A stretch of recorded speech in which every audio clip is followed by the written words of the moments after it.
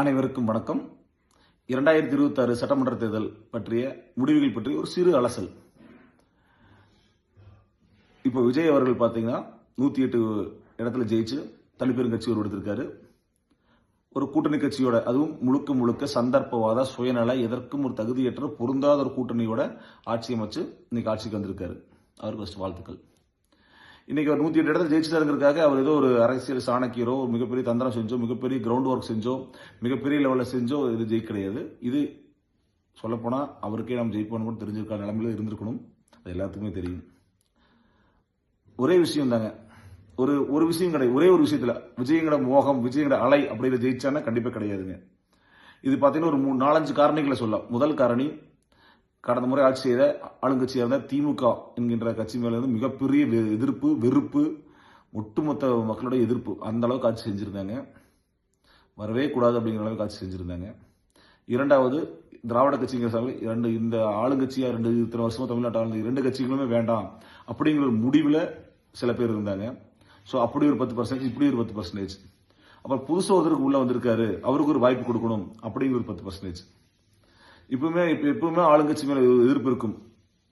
அதுக்கு 5% ஓட்டுங்க. இப்படி பாத்தீங்கன்னா நிறைய விஷயங்கள். இன்னொரு விஷயம் பாத்தீங்கன்னா அண்ணாமலை, பாரதிய ஜனதா கட்சியுடைய முன்னாள் மாநில தலைவர் அண்ணாமலை அவர்கள் உழவு ஓட்டி, உரம் விதைச்சு, நல்ல நெல்மணிகளை பொறுக்கி போட்டு விதைன்னு விதைச்சு நல்ல பயிர் அறுவடை லெவலில் கொண்டு நிறுத்தியிருந்தாரு. அதை விஜய் அறுவடை செஞ்சுட்டு போயிட்டாரு.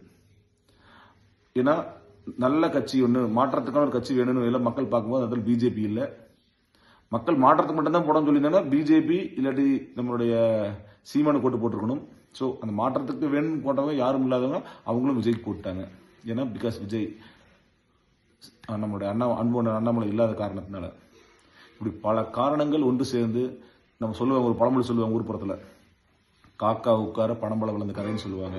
இப்படி எல்லா காரணம் ஒன்று சேரும்போது அந்த இடத்துல விஜய் நின்று அழகா தமிழ்நாட்டில் வாக்கு அறுவடை செய்து இன்னைக்கு சிஎம் ஆயிட்டாரு. ஆகவே இது ஒரு நல்ல விஷயம்தான்.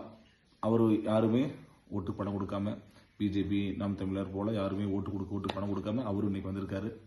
நல்ல விஷயம், வாழ்த்துக்கள். இதே நிலை தொடரணும்னா அவர் கையில் தான் இருக்கு. இது அடுத்த டைம் இதே மாதிரி ஜெயிப்பாருன்னா சொல்ல முடியாது.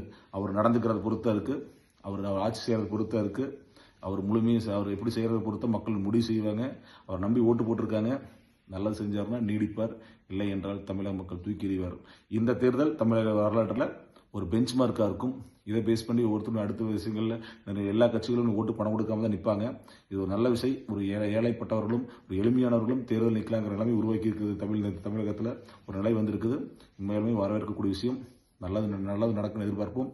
நல்ல தமிழகத்தை, வளமான தமிழகத்தை ஒன்று சேர்ந்து உருவாக்குவோம். நன்றி, வணக்கம். பாரத் மாதா கி ஜெய். ஜெய்ஹிந்த்.